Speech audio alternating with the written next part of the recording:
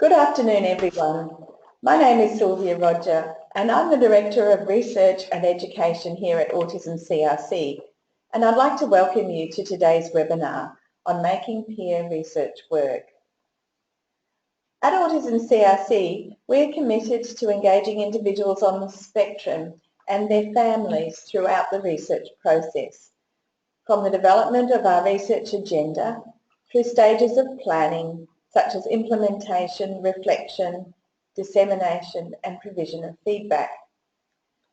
One of our aims is to build research capacity both within the autism community and amongst our researchers so that we can enhance the skills of everybody working in pursuit of research excellence and to transform lives of individuals on the spectrum.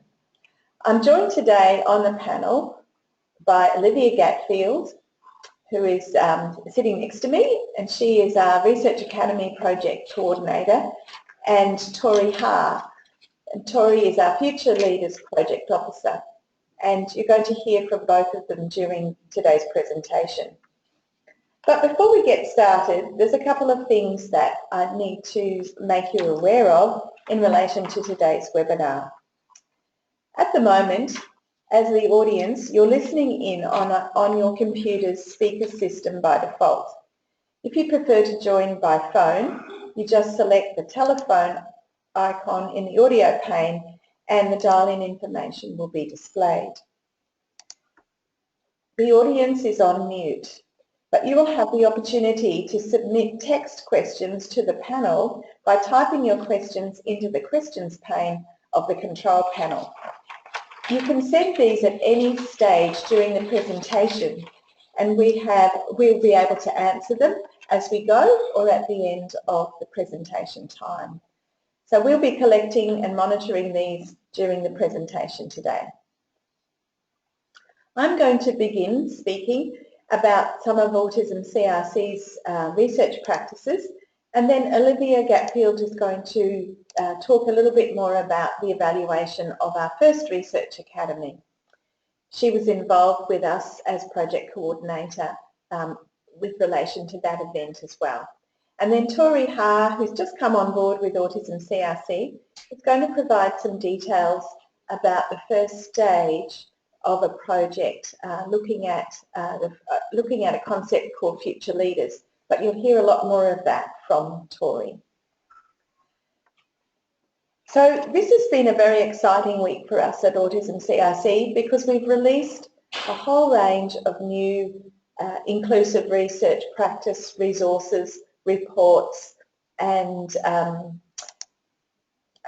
activities on our website. And what we're hoping to do today is to show you some of these and talk a little bit about them so that you understand a little bit more about what we've been doing and also how and where to access these resources if you feel they'll be helpful to you. I appreciate that the audience is likely to be quite mixed, from potentially people on the spectrum, students, researchers, members of the public. So please feel free to ask any questions that you'd like answered as we go, in case we assume knowledge that is not familiar to you. I guess the main thing to know is that there's no such thing as a silly question. We're happy to answer any of them. So I want to start by talking a little bit about the Autism CRC because it might be a new concept to some of you, and a little bit about our vision and how we are trying to engage adults on the spectrum in our research practices. We'll talk a little bit about the Research Academy we ran for the first time last year, and the report, the Visual Research Dictionary we've produced, some of our inclusive practice guides and checklists, and then talk a little bit about where to from here. And that's where Tori will come in and talk about new projects that are just about to commence. So within the CRC, our aim is to build a self-sustaining collaborative venture to facilitate world-class research across the lifespan. And the research that we undertake is underpinned by a commitment to inclusive research practices in order to enhance the lives of those living on the spectrum. This is a big objective, a big vision, a big ask, and we're taking small steps towards undertaking this vision. We don't always get it right. There are times where we need to, to go back to square one, look at how we do things differently, but we're open to comments and feedback in our aim to make our research more inclusive. So as I mentioned before, we have a lifespan approach to research, and the Autism CRC board has invested in projects that cover three main areas. The first being the early years and diagnosis, the second being the school years and enhancing teaching and learning or education for students on the spectrum, and the third being the years beyond the school gate. So we're looking at moving into adulthood and the issues of supporting people on the spectrum in higher education, into employment, gaining a driver's licence, being independent and being able to participate as fully as possible within the community. So there are two key aspects to what we do. The first is what we research, the content or the investments that are made, and our objective is to transform lives so that our research is not just about lab-based theoretical research that follows a particular researcher's theoretical interest in an aspect of autism, but it's really very applied, translatable research topics that have developed for us through our engagement with people on the spectrum, and also in relation to the contract we have with the Commonwealth Government, who provides the majority of our funding. The second really important aspect is how we engage in research. And what we're trying to do is to sort of change the rules from where researchers were the experts and people on the spectrum of whatever age were the subjects of the research or the participants of the research, to working together in researchers and people on the spectrum in identifying research, working in partnership with them, and to ensure that that lived experience is represented as much as possible on our research teams and in a range of advisory groups and panels. So it's about partnership and doing things together rather than one group researching the other group. That's what we want to move away from, and that's certainly been the practice up until the last few years, not by us but by people internationally. And there are a few key groups around the world, we're one of them, who are really trying to do things a little bit differently. So a couple of things about how we try to include adults on the spectrum within the Autism CRC. Firstly and most importantly are very high levels of governance.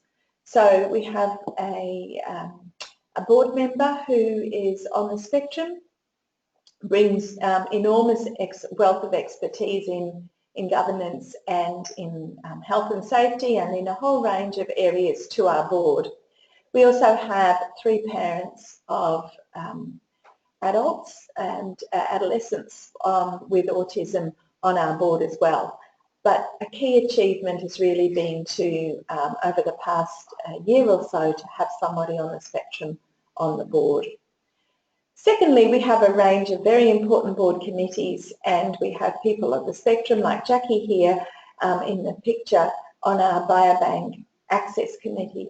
So Jackie plays a very important role of having the voice of people on the spectrum in any decisions we make about access to our biobank data and or specimens, and making sure that the voice of the lived experience and those on the spectrum is represented in decisions that we make. Next, virtually all our projects have advisory groups or reference groups depending on the project, and as much as possible these advisory groups include people on the spectrum. Some of them are entirely people on the spectrum who are providing advice to the researchers about various stages of the research. We also include adults on the spectrum in helping us with interpreting research results, co-writing papers, co-presenting, helping us co-write our inclusive practice guides, and also as keynote speakers at our various annual participant days. So our real mission is to be inclusive and to work in partnership, and to continue to try to lead a way for a new way of researching with people on the spectrum. Very importantly for us, we have a number of participants in the CRC who are autistic adults or represent the autistic voice. So while we have lots of service providers and hospitals and education systems and universities, we have over 50 participants in the CRC who are signed up to provide us with support and capacity and avenues for dissemination. Really importantly, we have people on the spectrum. So Dr. Wen Lawson is one of those people who've been very involved with our inclusive practices projects and the Research Academy. Another one is the Autistic Self-Advocacy Network of Australia and New Zealand, who became formal participants last year, and the ICANN network, who have become formal participants recently. So all of these avenues of contact and engagement with people on the spectrum, really important to us for us to be able to achieve our mission. So what I want to do a little bit now is talk about research co-production or peer research, and gradually share with you some of the resources that we've been developing that you're very welcome to use. They're all freely available. But let's just make sure we're all talking about the same thing.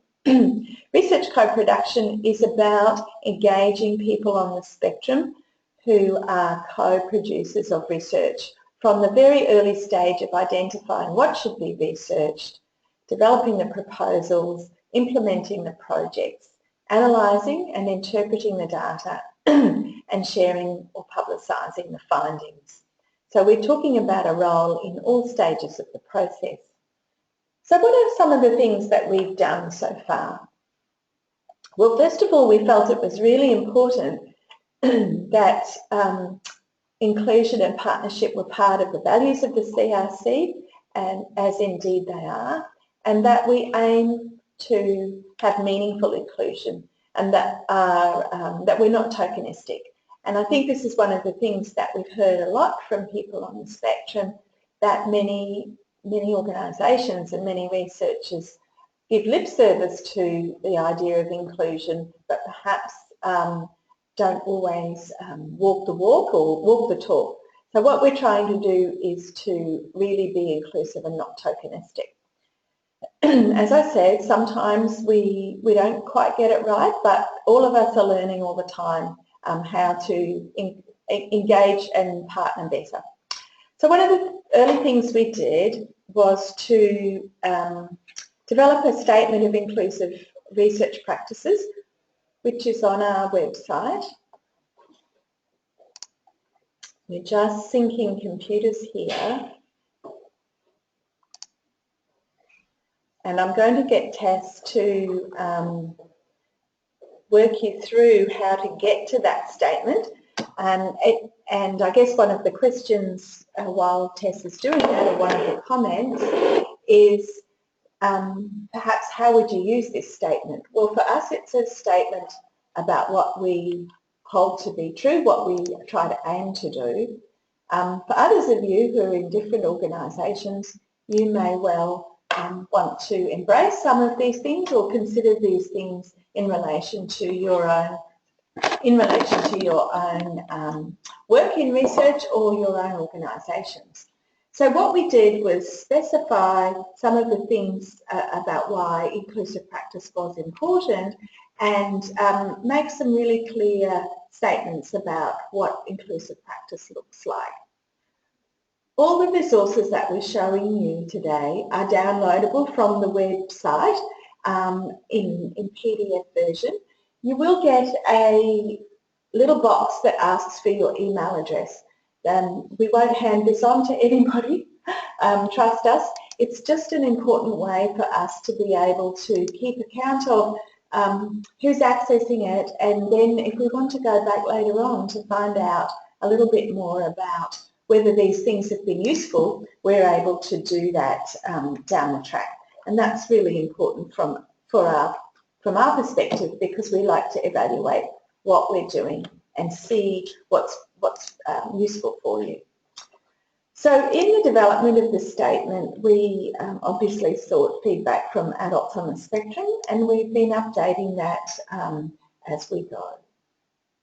The next thing that we did was to say, well, if we have this statement about what inclusive research practice looks like, then perhaps we need some resources to help both us and our researchers and those on the spectrum to work together in a way that's much more inclusive. So we developed this cycle of research that takes us through the stages of commissioning research, which is making a decision about what you research, to undertaking the research, and then through to, once it's done, how do we get that information out? One of the biggest criticisms about academic research is that it sits on shelves in a thesis or in journals, but doesn't get back to the people who were involved in it, and it doesn't get out to people who can benefit from the outcomes of the research. So this whole area of translating research information into useful, feasible, realistic, transformative practices are really, really important for us. So what we did was develop some guides and checklists in relation to all of these stages of the research process. And just to highlight on those slides that we undertook a research priority survey to get some initial data from Australian adults on the spectrum, carers, professionals, about their views on what some of the priorities might be. We're soon to release that on the website. And then we have people from our research academy undertaking reviews of projects that come into our investment rounds, and their feedback helps us to make decisions about what we might invest in and what we won't, and also to provide very critical feedback, important feedback to the researchers about how they might be more inclusive, or what a broad range of independent reviewers think about the research that they're undertaking. So moving on, the guides and checklists that we've now developed and that have gone onto the website this week comprise our edition 2 of the inclusive practice guides. So we've added a few to the bottom of the list here. If you've looked at these in the past on our website, you'll notice some new ones here as well. So if we go to the Autism CRC website, and again Tess is helping work us through here, we go to the Connect Hub to resources, then across to inclusive autism research and inclusive research practices. And you'll find here, these are our latest up-to-date ones that can be provided as a full printed version, so you can download the whole lot together.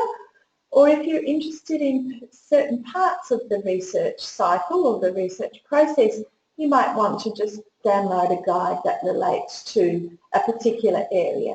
So how you might involve people as participants in a much more inclusive way and cater to their needs in being engaged with research, right through to tips for practice if you're co-presenting or co-writing or co-producing papers and presentations with people on the spectrum. We also have a series of checklists that accompany the practice, inclusive practice guides. And these are an easy way for researchers and people on the spectrum who are working with researchers to go through and make sure that what they're doing is as inclusive as possible. So if we go back to the presentation now and go to the next slide, I just wanted to look at a particular guide or checklist. So let's have a quick look on the web again. So if we pull one of them up, let's go with advisory groups. The third one down, I think. Guide 3. Again, you'll find a little email box there that will ask you to submit your email address, and then you'll be able to download the guide.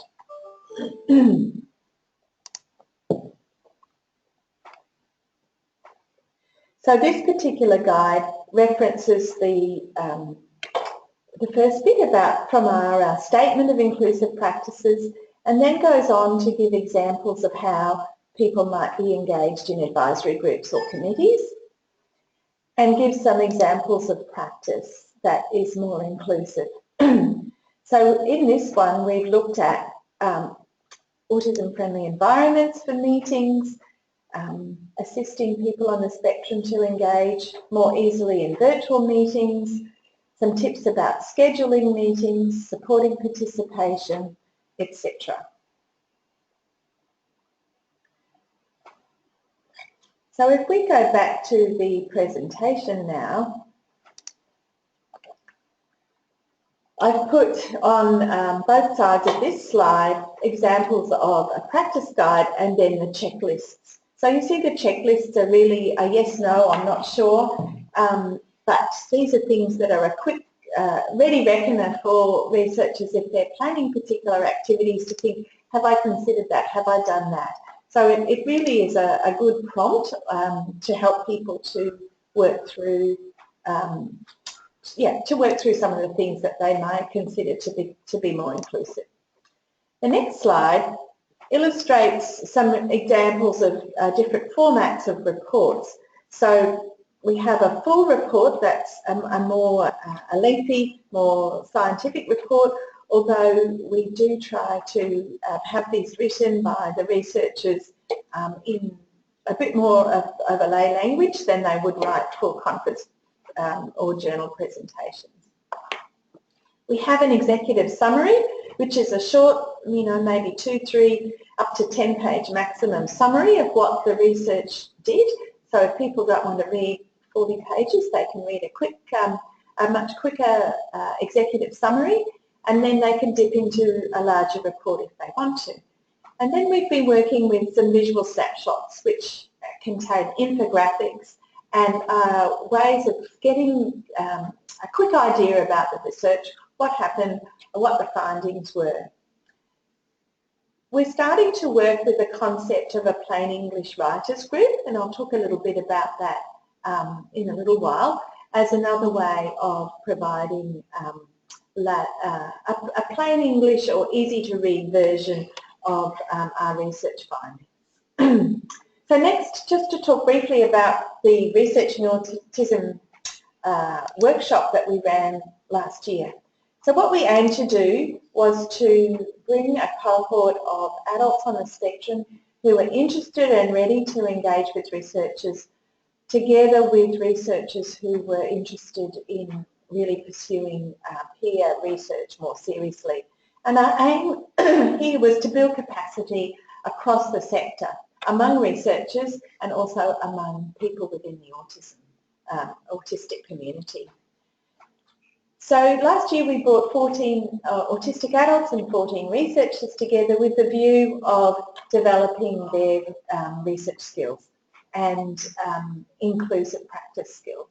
And some of the objectives of that workshop are illustrated on the slide. The photograph you see is the autistic adults who graduated from the academy at the end of the week. On the next slide, there's a bit of information about the content. You'll see that, although it's a little bit small, that we went through a whole range of information about ethics, journal writing practices, meeting etiquette, research methods, solving ethical dilemmas in research, and with a view to help participants to engage with researchers when they came into the workshop towards the end of the week. This next slide shows fairly positive feedback from both the 5-day participants and the researchers who just came in for 1 day. And some of the things that we weren't able to achieve as high as we might like to being part of a research meeting and co-writing a report, these are quite difficult things to simulate over the week. But the ones that we were able to provide more input to and simulate, you can see were very positively held by both researchers and people on the spectrum, and sort of increased their feelings of likeliness to engage in research and their competence to do so. Our one-day participants on a scale from 1 to 4, with 4 being excellent, you can see here we're very happy with the standard, the merit of the presentations and the quality of the work that was undertaken.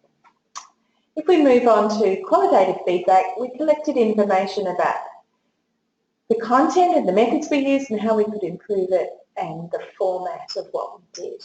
And we're using this feedback to roll into our Research Academy 2, which will be held in 2017. We'll tell you a little bit about that in a moment. And I'm going to hand over now to Olivia, who's going to tell you a little bit about some of our research outputs.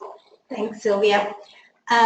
We've got quite a few slides to go through in this section of the presentation, but given that we don't want to run overtime today, I'll skip through some of them. The first thing that I wanted to show you was some of the outputs that we have for the Academy. Having a look on your screen on the right-hand side, you'll see the Research Academy final report. Now, this will, if you have a look through that, you'll be able to see some of the strategies that we use to enhance the skill development of our participants and promote effective engagement with them. Having a look on the left-hand side of your screen, the Visual Dictionary of Research Terms. That is our first co-produced document with our Research Academy members, specifically those on the spectrum. This is a document that can be used in peer research that gives a list of common terms in research and definitions provided by people on the spectrum. Thank you. Making it work. One thing that was very apparent from the Research Academy was that relationships are everything from the beginning to the end of the project. And that these relationships need to encompass respect, dignity for all persons, inclusive practices, and diverse understandings. When we talk about diverse understandings and accommodations for those, an example of that is that there are various communication strategies. You can see some of them listed there. For us in the Research Academy, our communication, our information strategies were based on the needs and desires of the participants. So for that reason, we didn't engage in the traditional communication strategies with most people. Rather, we had a closed Facebook group where we were able to share information with each other and provide explanations for them about what was going to be happening. However, it wasn't a one-size-fits-all approach, and that didn't suit everyone. So for some people, we engaged with them over email. Just looking at the time, if it's okay, can we skip through to... okay, sorry. We haven't had any questions registered at the moment, so I'll keep going. Meetings. So obviously essential to peer research is going to be attendance at meetings or participation in meetings. While it's easy to give people some theoretical information about that, what we know is that if we want effective uptake of those, we need to integrate their theory into people's skill base. With the Academy, we chose to do that through role plays. And I had one of our autistic participants define a role play as an experience designed to elicit fear in autistics. So obviously that's not what we wanted to do. So the first role play was performed by the project team. We performed a really comical role play, and our people on the spectrum who were sitting outside of that role play and looking in were then able to apply some of the theory that they had already learned. What we found though is that after that, people were willing to engage in role plays and to practice some of the skills on meeting etiquette. Okay. Another focus for topics in the Academy was co-writing and co-presenting. But what the feeling was and what the knowledge base behind it is that people on the spectrum are the best placed to deliver information to other people on the spectrum. So for that reason, we employed quite a number of peer researchers who had been involved in co-writing and co-presenting to present the theory to our participants. We were also really lucky to have a gentleman on the spectrum who was non-verbal to do a presentation on co-presenting. Okay, next slide is about the considerations we had for the workshop. For the workshop, we wanted to make sure that the accommodation and the function rooms were in the same building. The rationale behind that was that people were able to regress to their rooms if they needed a break or if they were feeling overwhelmed. We had people on the spectrum come and assess multiple vendors for us to find the one which was most suitable. Other workshop considerations were around flexibility. So we were really quite clear with all of the participants that they could engage in the content and with us as little or as much as they wanted to. Other considerations related to the noise in the room. So you can see a picture of hands clapping there. We realised towards the end of the week that clapping was probably a highly sensory experience. So we adjusted that from clapping to raising hands in the air and wiggling spirit fingers. In terms of the lighting and the temperature, again, we really just tried to empower our participants on the spectrum to make those choices themselves and get up and adjust the temperature or the lighting at any stage.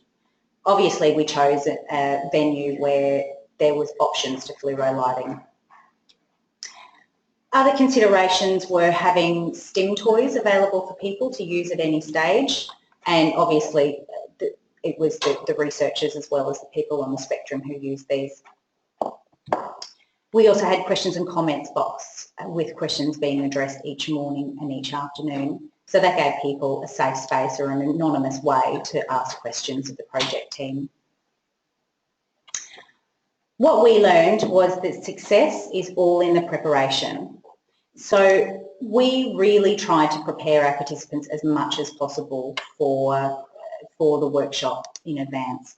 Some of the things that we did were provide photos and videos of the accommodation facilities and the function room. We gave them all the PowerPoint slides that would be presented through the week in advance. We gave them some additional readings to engage with if they chose to do so.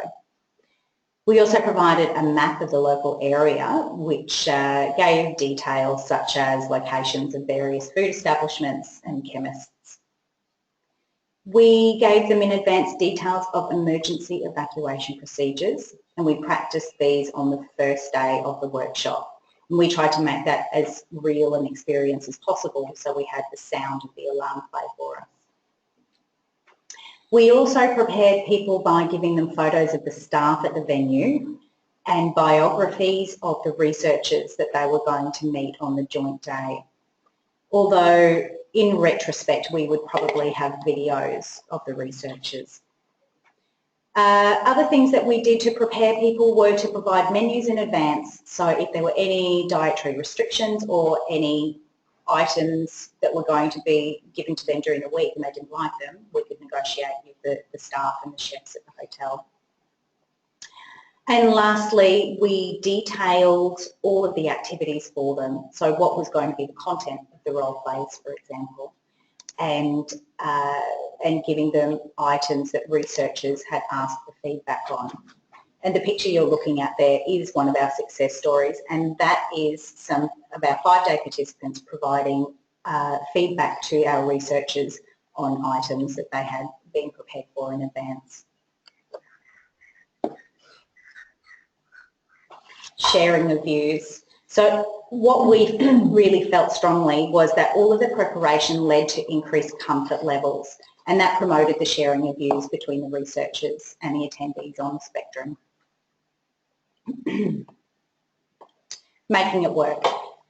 In retrospect, thinking back on the Academy and our engagement in peer research since then, it's quite clear that we need to have boundaries around providing and accepting feedback. So, for example, as if a researcher would like feedback from a person on the spectrum regarding a questionnaire, there need to be some boundaries around how that should happen. Should it be through chat changes? How much feedback is required? And there needs, in the same vein, there needs to be understanding about the acceptance of feedback. So some boundaries around, would all the changes be made by the researcher? And if not, why not? One thing that was also apparent to us was regarding managing literality. One of the terms that was used throughout the week and is common in the research community is talking to the poster. But that's not literally what we mean. We don't want people literally to talk to the poster. We want them to talk about the poster. Going down to the next point there, this again relates to that understanding that if you want specific feedback, then you need to ask for that. If you want specific information, then you need to ask for that. The third dot point there about allied health was a situation we had recently with a person on the spectrum reviewing project proposals for the CRC. And in that instant, the proposal referred to allied health professionals. The person on the spectrum was quite critical of this proposal based on that, thinking that it didn't include mental health professionals. So again, it's about that literality and the specificity. And lastly, how do you feel about the presentation? That was asked by one of the staff members of the CRC of a person on the spectrum, and their response was cold. Because it wasn't really how do you feel about the presentation, the question was what did you like about the presentation, for example. Okay, looking to the future, so where to from here? At the CRC, we are continuing to apply for funding for a research academy in 2017. Having said that though, we will be delivering one in late June or maybe July in a new format. So that time frame of July 2017 would be a 3-day residential component held in Melbourne, and prior to that people would engage with the content in online modules. We are also considering further engagement of pre-verbal adults. We are also considering establishing a plain English writers group, which Sylvia talked about a little bit earlier. Autism CRC invests in projects requiring research co-production, and we are continuing our ongoing engagement with the autistic community. We are supporting peer researchers in our current projects, and we are evaluating the outcomes of peer research in action. So just to move between Olivia and Tori, thank you. I neglected to introduce Olivia before handing over to her. Dr. Olivia Gatfield has 15 years experience working with people on the spectrum and also people with intellectual disabilities, and was absolutely pivotal to our first Research Academy, and is continuing to work with us this year on Research Academy 2 and helping us develop the online content prior to the workshop. So has enormous experience now in organising these types of events and working with us in this area. And one of her really important roles is to help support researchers who are involved with our 2016 investment round who have autistic adults as peer researchers on their research teams. And that's really important that we make sure that while we've done some training, that we support people during the process of the next 12 or 18 months of research that they'll be undertaking. And as Olivia said, it's really important that we evaluate the outcomes, because we believe, hand on heart, that engaging adults on the spectrum will improve the quality of research, but there's very little evidence there beyond the theoretical and philosophical reasons to be doing what we're doing, but we're starting to try to build a research evidence base that this is a good thing to do, it's the right thing to do, but it's also beneficial from the perspective of the research. So Olivia will be involved with us in doing that. So again, we still don't have any questions. So I'm going to move now to introduce Tori Haar. Tori has just joined us as an employee with Autism CRC. She's an autistic advocate and mentor and has worked in the Australian Public Service, but is coming over to work with us for a little while. She's an alumni of the Future Leaders program that was run in 2013 and also a graduate of the Autism CRC Research Academy. Tori will be leading a research project which aims to quantify the impact of the inaugural Future Leaders program held in conjunction with APAC 2013 to inform future practice. So I'm going to hand over now to Tori to tell you a little bit about Future Leaders from the experience of someone who has lived it and has a much better appreciation of all the ins and outs than I do. So over to you, Tori. Alright, thanks Sylvia. So Future Leaders was a young adults leadership and mentoring program that ran parallel to the Asia Pacific Autism Conference in September of 2013. The idea was to empower the young adults as well as to increase the profile and number of autistic adults at major Australian autism conferences. The program had 24 young adults aged 18 to 30, as well as 8 autistic mentors who are older, and this group represented most of the states and territories in Australia except for the Northern Territory and also some people from New Zealand. There are also autistic people on the project team who helped deliver and organise the program. The program started with a Facebook group that was started 6 months prior to the program so that people were engaged right from the beginning, that they got to ask questions and feel like they got to know each other a bit before the program actually happened. We had an orientation afternoon prior to the conference. Going to a major conference with hundreds of people and crowds and different things is a pretty overwhelming experience for people, or probably pretty much anyone, but particularly if you've got sensory and anxiety issues. So that was helpful. The group went to a mixture of the mainstream conference sessions and also some specifically tailored sessions just for the group, and had networking opportunities not only with each other but with other autistic adults, researchers, service providers, and in particular with some of the keynote international speakers who are also on the spectrum. So one of the things that the group got to do was have on-the-couch sessions where we had a Q&A with the 3 international keynote speakers on the spectrum.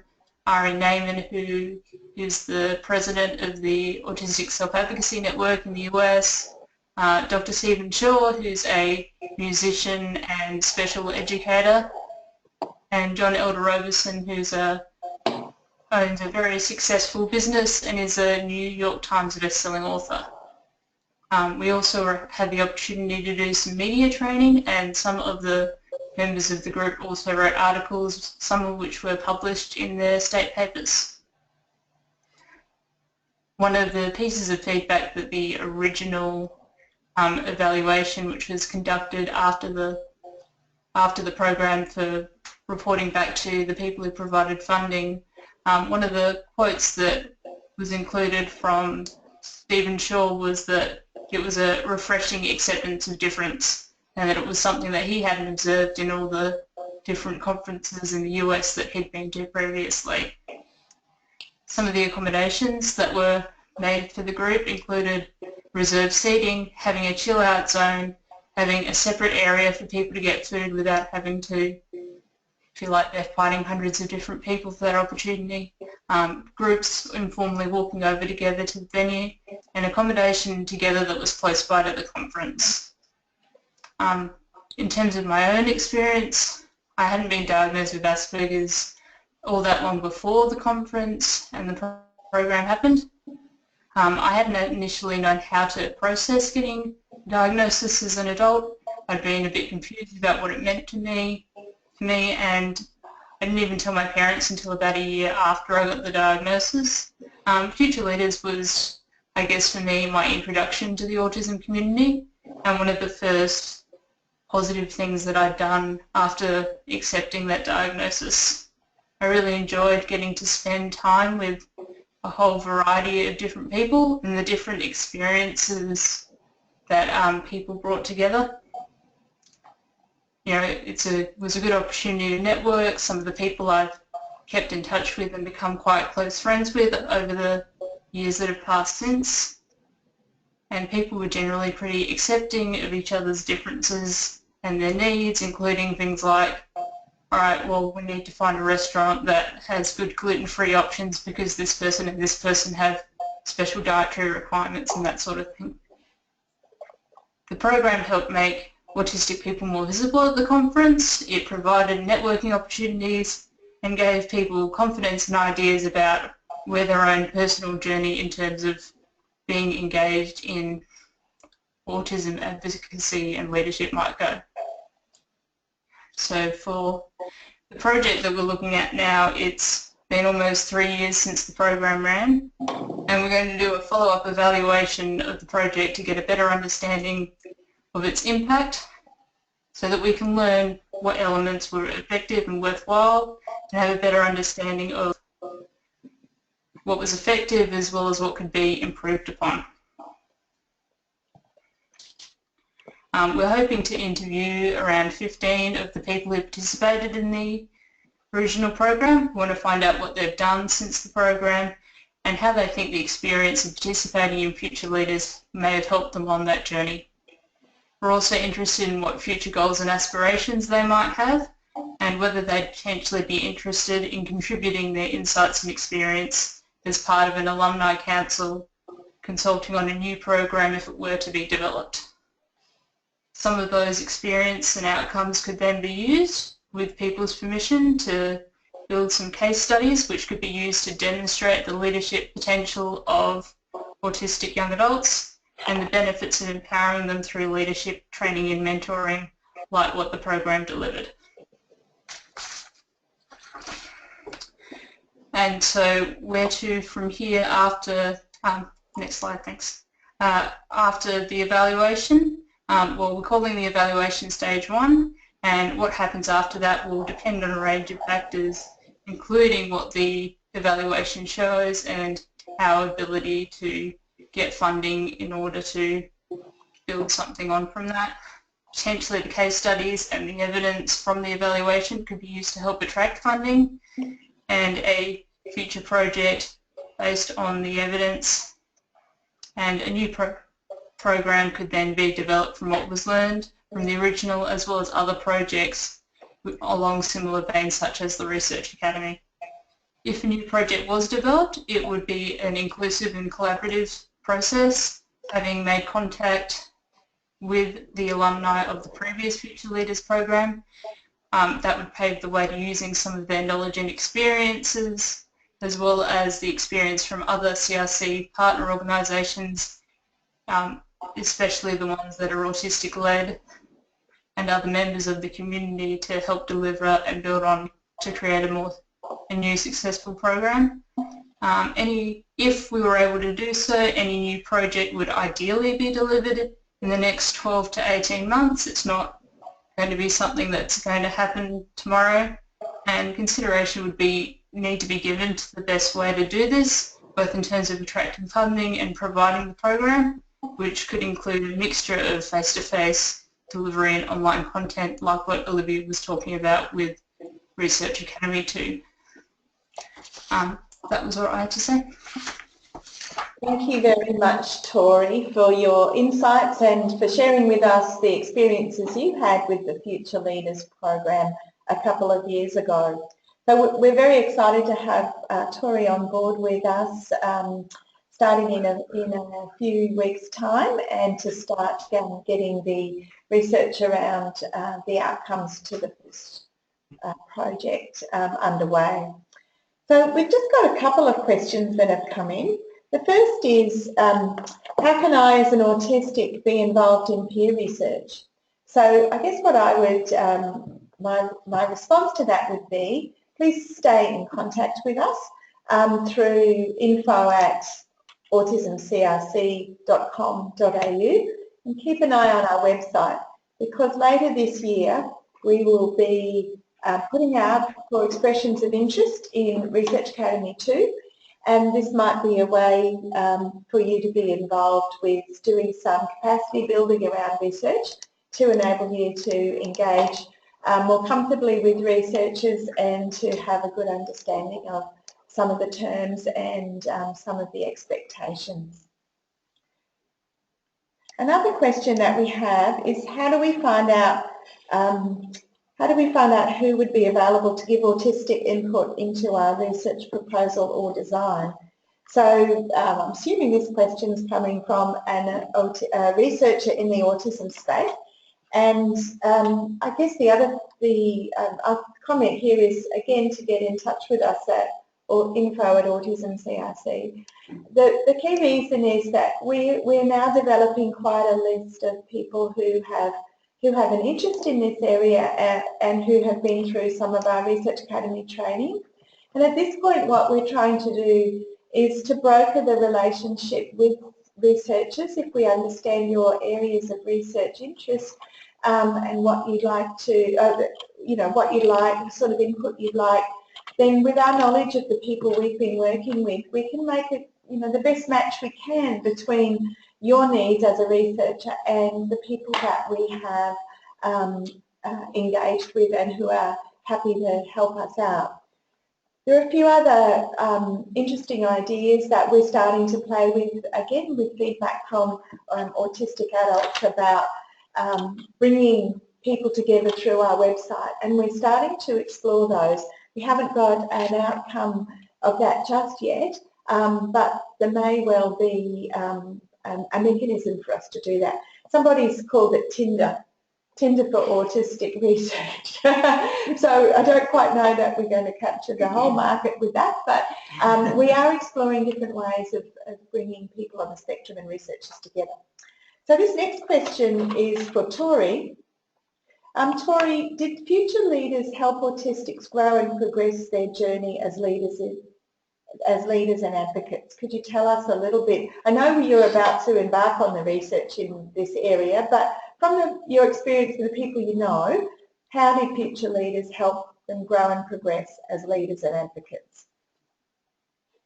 I guess just anecdotally from the people that I've kept in touch with, quite a few of the people who are in the original program are still connected via their own Facebook group and have spoken together at conferences and stuff. There have been a number of people who participated in the program who have either continued to or started speaking at conferences or events that have gone on to do further study in or work in a disability-related area, that have engaged with organisations such as the ARCAN Network or the Autistic Self-Advocacy Network of Australia and New Zealand, or one person was part of an Australian delegation of young people with disability that went to New York. Another one became the university's disabilities officer.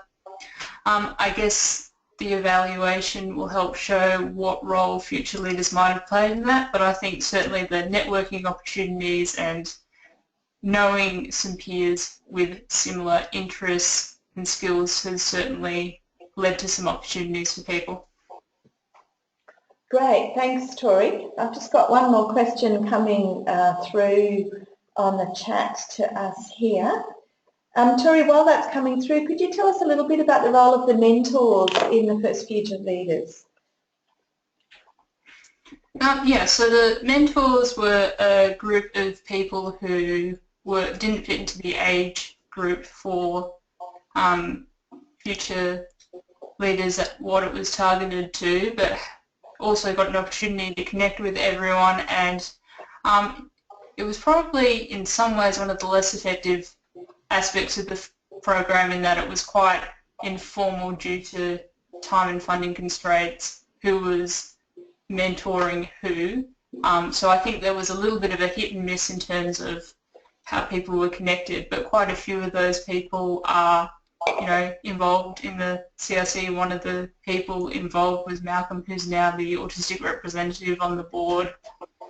as well as Catherine and Nia, who's the president of the Australian ASAN.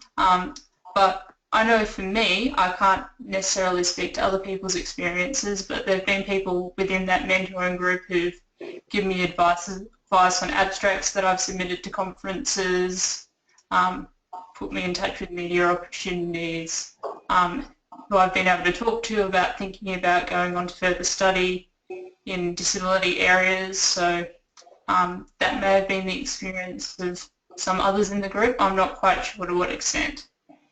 No, that's great, Tori. I think it really speaks to the importance of networking and the willingness to partner and collaborate and share, and that's certainly been strong things coming out of Future Leaders and the Research Academy. The question that's come in has asked us to talk you through again how to navigate the website to find some of those resources. So Tess has just brought the website up for us, and you should be able to see it clearly on your screen. So across the top, just under the Autism CRC band, you'll see Home, About Us, Research Programs, Get Involved, and then Connect Hub. So the Connect Hub is our key place where we help people connect with our research, our publications, the reports, and our resources. So if we just go to, maybe we go to publications first, Ted, this link will take you through program by program some of the publications that have come out of this program already, and where we're able to link you directly to the paper, the journal paper, we will do that. Sometimes they're open access and we can do that, and sometimes we can just give you the citation, which is the information about the publication. So going back to Connect Hub, if we go down to reports, the reports section takes you to studies, research studies that we have funded, where there is a final report, an executive summary, or visual snapshot, or a combination of those available for you to look at and download. So you just can find that, you find the name of the report, and then you're able to see whether you want to look at the full report, the exec summary, or the visual snapshot itself. And then, as you saw earlier, you just need to put your email address in, and then you are free to download it. The visual dictionary of research terms that we mentioned before is also there under the Research Academy report. So if we go back up to Connect Hub at the top of the screen and down to resources, there are resources for adults, and these are some of our first Health Hub resources, which are health and wellbeing resources for adults on the spectrum, and this is being added to all the time. And then secondly, inclusive research practices. So you'll find under inclusive autism research our inclusive research practice guides and checklists, and which you can download. You can find a little bit of information about them, which are very similar to what I've talked about today. But if you want to go back, whenever you see a green highlighted text or green font, that's something that you can click on and go to find out more about the guides and checklists. And then each of those green checklists you can, or guides you can see on the screen now, you're able to download separately, individually, or as a whole series. So hopefully that's helped you to navigate the resource a little bit better. We've just got one last question coming in now, and I'm going to, Tess is just working on it for me. Okay, a researcher wants to become involved in CRC research. Okay, probably best if you make contact with us through info@ or with me at srodger@autismcrc.com.au directly. We have many researchers across the country, primarily involved with our research partners. So as I mentioned earlier, there are more than 50 participant organisations involved with our research, and they come from universities through to service providers that have researchers, to end user organisations, etc., who have something they want to research. So we work with them. Our primary commitment is to our participants. They provide us with funding and in-kind support. If you're a researcher outside of our immediate network, I'd certainly still be happy to talk to you and see if there's a way I can connect you up with people across the country. The other thing to know about if you're a researcher interested in autism research would be to join the Australasian Society for Autism Research, ASFAR. If you just Google ASFAR, ASFAR, you'll find the ASFAR website, and that provides quite a bit of information about a number of autism research projects and the society itself. And just to plug, the ASFAR conference is coming up in Perth in December. It's an organisation that really doesn't aim to take huge membership fees from people. It's $100 to become a member and $50 an affiliate member, and conference attendance is free if you're a member. So if you want to become involved in more autism research, ASFAR is another organisation that we're very connected with, that we work with closely, and may also provide you with some help.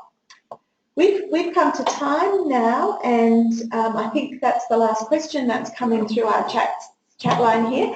So I'd just like to take the opportunity to thank Tori for joining us today, to thank Olivia for her input, Tess for all her organisation behind the scenes, and all of you for taking up a lunchtime to hear a little bit more about some of the things that we are trying to do. And as always, happy to hear from you at info@autismcrc.com.au, and to have any feedback from you about today's webinar. Thanks everybody, and have a great rest of Friday and a nice weekend. All the best. Bye.